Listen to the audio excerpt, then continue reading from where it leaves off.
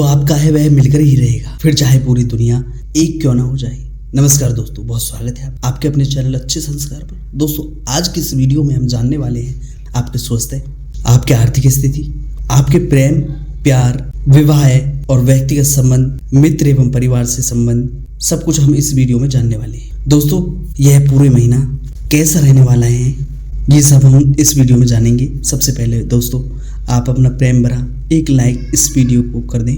इससे दोस्तों आपका कुछ नहीं जाता और हमें थोड़ा वीडियो बनाने में अच्छा लगता है। और चैनल पर नए हैं, चैनल को सब्सक्राइब कर लें। दोस्तों चलिए फिर आगे चलते हैं। और सबसे पहले देखिए, यह जो कार्यक्रम चंद्र राशि पर आधारित कार्यक्रम है। सबसे पहले नजर डाल लेते हैं आपके स्वास्थ्य के बारे में।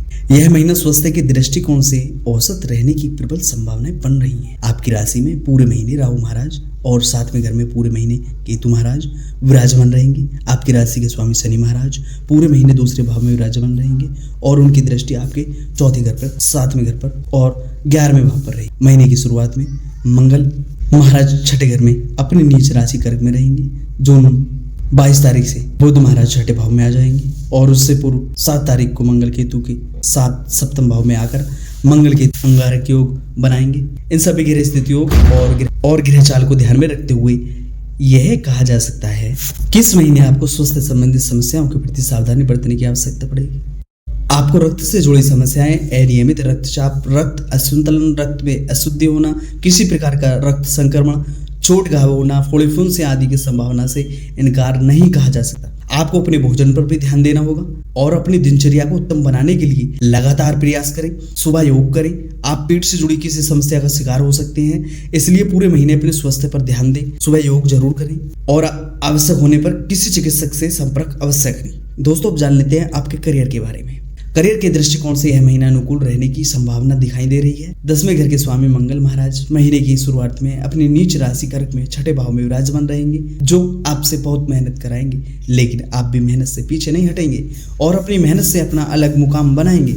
सूर्य और बुध चौथे भाव में बैठकर 10वें भाव को देखेंगे, जिससे कार्य क्षेत्र में आप अपनी बुद्धिमानी और अपनी चतुराई का प्रयोग करेंगे और अपने कार्य क्षेत्र में अपनी धाक जमाने में कामयाब रहेंगे। 7 तारीख से मंगल महाराज 7वें भाव में केतु के साथ विराजमान होकर मंगल केतु अंगारक योग बनाएंगे। इस दौरान आप मेहनत भी बहुत करेंगे और अपने प्रयासों को भी सही दिशा में आगे बढ़ाएंगे, लेकिन कभी कभी कार्य क्षेत्र से संबंधित कुछ बातों पर आपके वाद विवाद या झगड़े की स्थिति बन सकती है, इसलिए आपको इनसे बचने की कोशिश करनी होगी। सप्तम 7वें घर के स्वामी सूर्य महाराज महीने की शुरुआत में चौथे घर में बुध के साथ विराजमान रहेंगे, जिससे व्यापार में उतार चढ़ाव की स्थितियां रह सकती हैं। उसके बाद 15 तारीख से सूर्य का गोचर आपके पंचम भाव में होगा, जहां पर बृहस्पति महाराज भी विराजमान होंगे और बुध महाराज भी वहां पर उपस्थित होंगे, जिससे व्यापार को नई दिशा स्थिति मिल सकती है और इससे व्यापार में उन्नति के अवसर प्राप्त हो। और दोस्तों, अब जान लेते हैं आपके प्रेम, विवाह और व्यक्तिगत संबंध। यदि प्रेम संबंध की बात की जाए तो उसके लिए यह महीना अनुकूल रहने की अच्छी संभावना है। महीने के अधिकांश भाग में शुक्र महाराज तीसरे भाव में विराजमान रहेंगे, जिससे आप अपने किसी मित्र के प्रति आकर्षित हो सकते हैं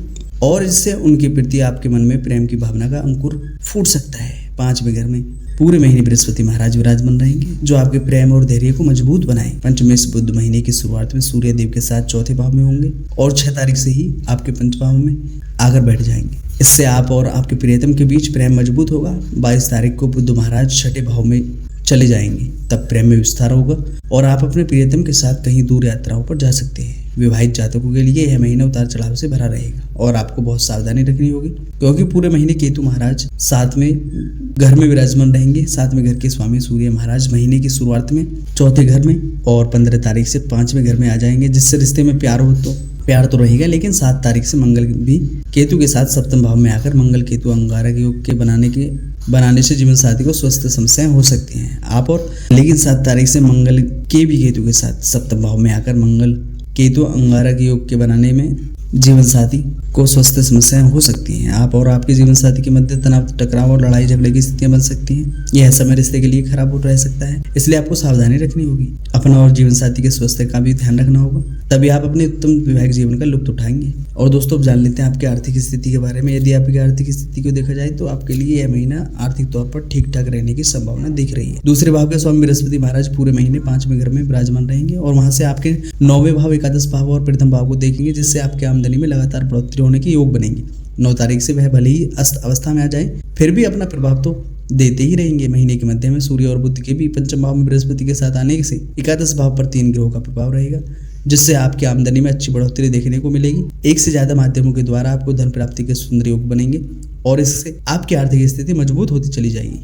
आप सरकारी क्षेत्रों और अन्य कई महत्वपूर्ण क्षेत्रों में शेयर बाजार में निवेश कर सकते हैं, जिससे आपको अच्छा धन प्राप्त होने के योग बनेंगे। महीने के उत्तरार्ध में व्यापार से भी उत्तम धन लाभ होने की स्थितियां बन सकती हैं। शनि महाराज जो आपके प्रथम भाव और द्वादश भाव के स्वामी है, वह आपके दूसरे भाव में विराजमान रहकर विदेशी माध्यमों से भी धन प्राप्त कराने में आपकी मदद करेंगे और इससे आपकी आर्थिक स्थिति अच्छी रहेगी। महीने की शुरुआत के प्रथम सप्ताह और महीने के अंतिम सप्ताह के दौरान कुछ खर्च बढ़ सकते हैं, लेकिन आपकी आमदनी अच्छी रहने से आप उनका सामना आसानी से कर पाएंगे। और दोस्तों, अब जान लेते हैं आपके मित्र और परिवार के बारे में। यह महीना पारिवारिक जीवन के लिए औसत रहने की संभावना है, परंतु अधिकतर अच्छे परिणाम मिलने के योग बनेंगे।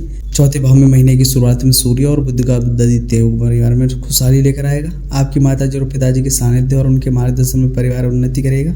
आपकी माताजी की बुद्धिमानी परिवार में कुछ अच्छे कार्यों में मददगार बनेगी। शनिदेव की दृष्टि दूसरे भाव में चौथे भाव पर रहने के कारण बीच बीच में कुछ तनाव में टकराव की स्थितियां बन सकेंगी, लेकिन वह भी धीरे धीरे दूर हो जाएंगे। दूसरे भाव के स्वामी बृहस्पति महाराज पूरे महीने पंचम भाव में विराजमान रहेंगे, जिससे घर में कोई खुशखबरी आ सकती है। कोई उत्तम समाचार मिलने से घर में खुशी का माहौल रहेगा और परिवार के लोग मिलकर कोई शुभ कार्यक्रम भी आयोजित कर सकते हैं। चौथे भाव के स्वामी शुक्र महाराज लगभग पूरे महीने 29 तारीख तक तीसरे भाव में रहेंगे और उसके बाद चौथे भाव में प्रवेश करेंगे, जिससे भाई बहनों को सुख की प्राप्ति होगी। उनसे आपके संबंध मधुर बनेंगे और वे आपके साथ में अच्छा जीवन व्यतीत करेंगे। परिवार में सुख और शांति का माहौल रहेगा। घर में कुछ नई वस्तुएं खरीदने के योग बनेंगे, जिससे घर की खुशहाली बढ़ेगी और घर में नई खुशियां नई खुशियां आएंगी। और दोस्तों, अब जान लेते हैं क्या उपाय आपको करने चाहिए। सबसे पहले तो आपको शनि का बीज मंत्र करना ही करना है, क्योंकि आपकी शनि जो है राशि के स्वामी हैं। और आप मंगल का बीज मंत्र करें, हनुमान चालीसा का पाठ करें, सूर्य भगवान को नित्य प्रतिदिन जल अर्पित करें। कैसी लगी वीडियो को लाइक और चैनल को सब्सक्राइब करें। नमस्कार दोस्तों, धन्यवाद।